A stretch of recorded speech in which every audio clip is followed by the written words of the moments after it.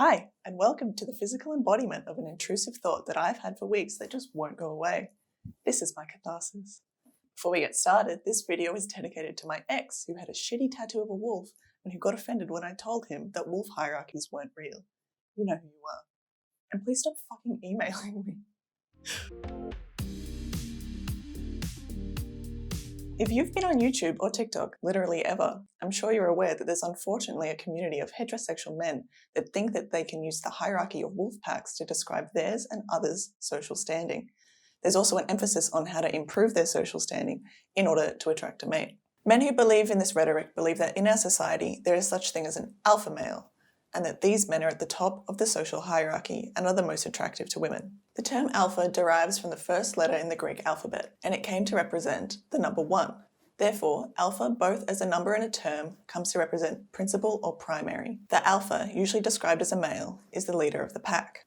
These men also believe that there are beta males. Beta is the second letter of the Greek alphabet, and so in this context has been appropriated to mean the follower of the alpha.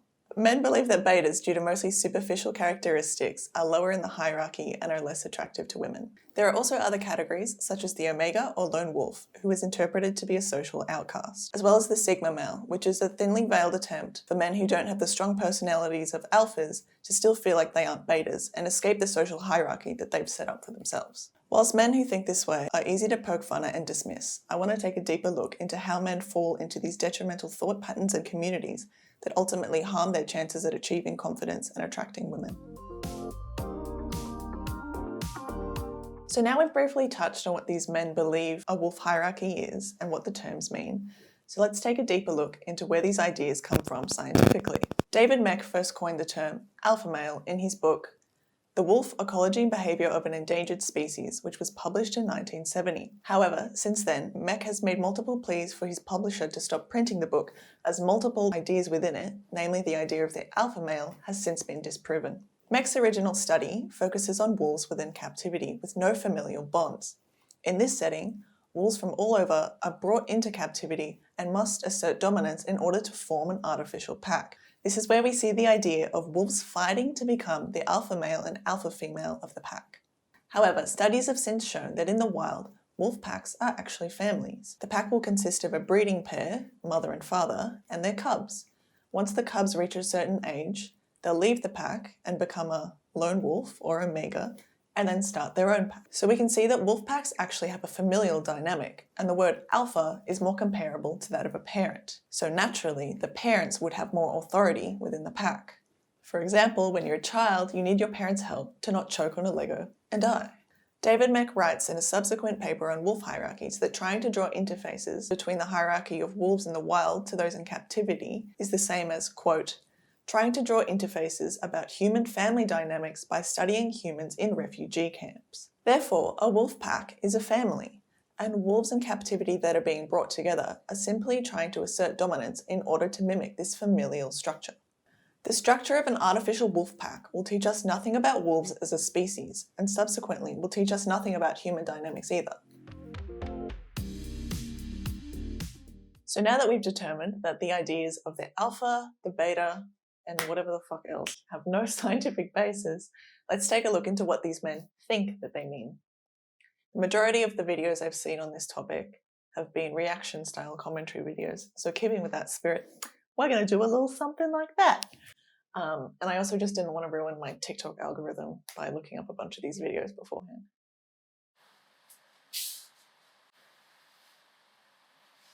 Crap. Let's do it to them. Here are things that an alpha male will never do. I'm kind of not sure if this is a joke. If you are an alpha male, people perceive you as a high-value man, which means you'll have more opportunities, more friends, and more women will be attracted to you. On the flip side, beta males are people who are perceived to have low value. Right, okay. High value, whatever that means. So beta, low value. And there are certain things that men do that cause the perception of low value. First, do you think I'm good looking? Do I kiss you better than your ex-boyfriend Dave? You are... Sorry, Dave. What does that even mean? Insecure. High-value men are confident. They are not constantly seeking attention or validation. The second is that high-value men do not start drooling when they see a hot girl. We get it, she's pretty. But there are plenty of women out there that look like goddesses, but their life looks like a hurricane came through. Not obsessed with women. Beta males will accept being blatantly disrespected. Beta males seek to avoid confrontation. Beta males desperately want the attention and romantic affections of women. Me? Avoid confrontation. Want women. Just never be a beta. Just never, ever do it. It is death. It is death. Death. Oh. Never, ever, ever do it. Okay? Just wipe that out of your mind. It is nothing good comes from that. Also, I know everyone's clowning on this guy, but why he dressed like that? Gentlemen, in this world, there are two types of men. There are alphas and there are betas. Alphas are strong, betas are weak. Strong. Weak. My goal is for each and every one of you to develop into incredibly alpha dudes that are strong, that are confident, that are caring, that are compassionate. Caring. Passionate. Fuck it. Don't worry about it. I'm gonna go over 7 signs that you are indeed alpha or potentially a little beta. Oh. Betas are egotistical and self-centered. If you're not friendly, if you're not polite, if you're not really that likable, you are a beta. This doesn't mean that alphas aren't shy at times or introverted. Okay. And be shy. Most men aren't alphas. All right, understand what an alpha is. If you want to talk about alphas, alpha, when you're thinking about a wolf pack, there can only be one alpha, and the alpha is the one that leads the pack. Girl, we've been over this. An alpha is a natural leader. He doesn't have to tell people that he's a leader. It's in his blood. It's in his lineage. It's who he is. Can submit to women. Okay. Okay, so now that we've looked at all that amazing information, let's take a look at our comparison so that we can compare and contrast. So it's quite obvious that in each video where they mention both of them, alpha good, beta bad, like high value, low value, angry, friendly, charming, polite, doesn't care about others, and of course, comfortable with yourself is death.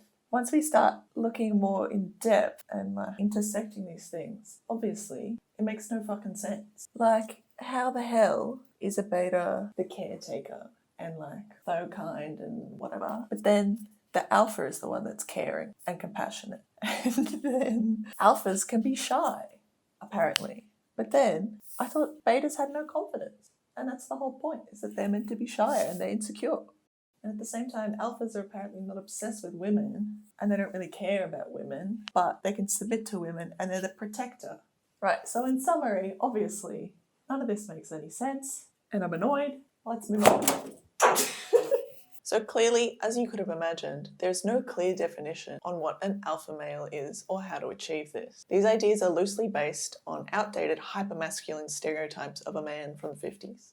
Men within these communities have a sense of fragile masculinity because they feel they can't live up to these outdated stereotypes that they've set up for themselves. This can be clearly seen through the recent appearance of the Sigma male. My least favourite. This term is essentially a way for more introverted men to still class themselves as an alpha, even though they may lack the confidence, outgoing personality, or looks that an alpha usually has. Men within these communities come to realise that they don't fit the idea of an alpha, as it's basically a caricature. So in order to not feel like a beta, they need to invent a whole new identity. This is entirely frustrating because the whole issue could just be solved if you thought for a second and realised that you're a human man and not a wolf. Men who want to become alpha do so largely for female attention. They view women as shallow and unable to look past a man's clothing, physical appearance, or posture in order to see the obviously amazing personality within. This thought pattern allows men to avoid looking inwards and instead places the hatred for their supposed social standing and inability to attract women onto women themselves. By viewing the world through a misogynistic lens, the fact that women are not attracted to these men becomes the fault of the women themselves. Within these communities, there is an unsurprising dislike for feminism and female empowerment. Men feel that feminism has given too much power to women to feel superior to men, and thus has harmed their chances at attracting a woman. They believe that beta males don't attract women, and therefore they need to become alphas in order to do so. It's also worth noting that a lot of the characteristics that betas have, such as being submissive, soft-spoken, and non-abrasive, are characteristics that these men will assign to women.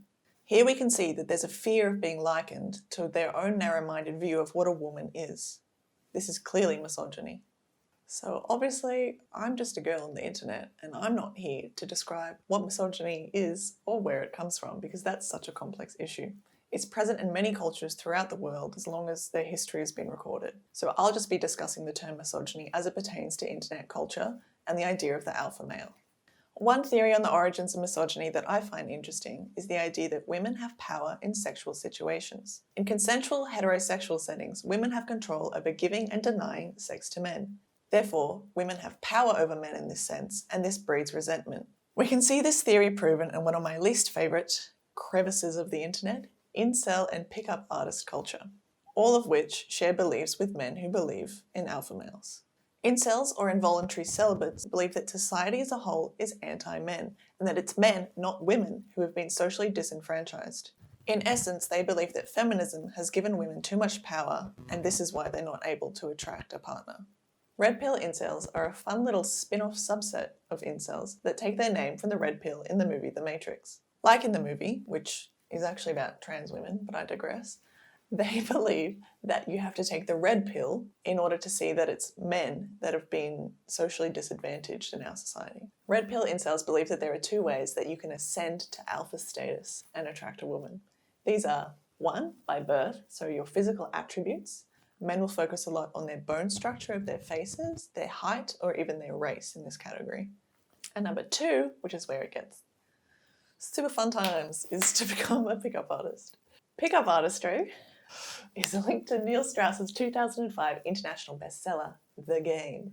These men will use a mixture of techniques, including flattery and psychological manipulation, to gamify the idea of coercing a woman into sleeping with them. If you're a woman, I'm sure you've been negged before, and this falls into that category. This viewpoint diminishes women to objects and intimacy as a means to an end, not something to be experienced in its own right. Not viewing women as human beings with autonomy makes it easier to believe that you can game your way into sleeping with them and attracting a mate. In forums, incels refer to women by dehumanizing terms such as femoids, slurs, or by categories such as the Becky or the Stacy. In a similar way, men view themselves through categories such as the alpha or the beta or the Chad and the virgin. The worldview of men within these communities is extremely two-dimensional.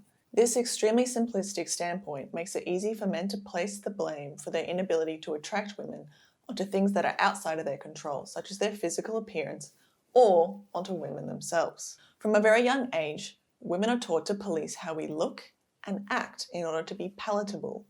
We are taught to dress certain ways to be modest and not to stand up for ourselves too much, lest we be seen as bossy. Comparatively, men are just allowed to exist. And we are taught as women that boys will be boys, which puts the onus of their actions on us. Women, like literally anyone else, because we are people and not wolves, just want to feel respected and understood, and someone who's trying to game their way into sleeping with you and using your body will never give you that. Viewing women as something that can be solved, won over, and exploited takes the pressure off men looking internally at their own non-physical shortcomings and the ways they can be better people. And this needs to be a deeper look than just figuring out how to clean your room because Jordan Peterson said so. By believing in the scientifically disproven idea of the alpha male, men are implying that women are shallow and only interested in physical things, such as looks or what a man can provide. They are also deflecting from looking inwards at their own shortcomings and areas for improvement. Instead, they blame their social standing, which they determine through arbitrary characteristics, and their relationships with women as a whole on society and women themselves. That's it. Thanks for coming to my TED Talk.